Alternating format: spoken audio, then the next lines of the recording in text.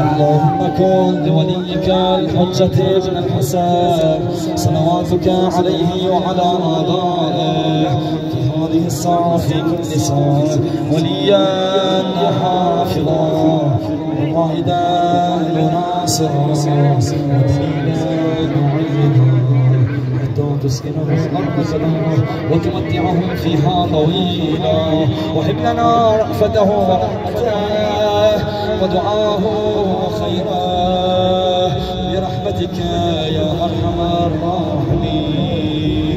اللهم ارزقنا محبة الحسين، اللهم ارزقنا مجلس الحسين، زيارة الحسين يا أبا عبد الله. إحساس حكاية مولانا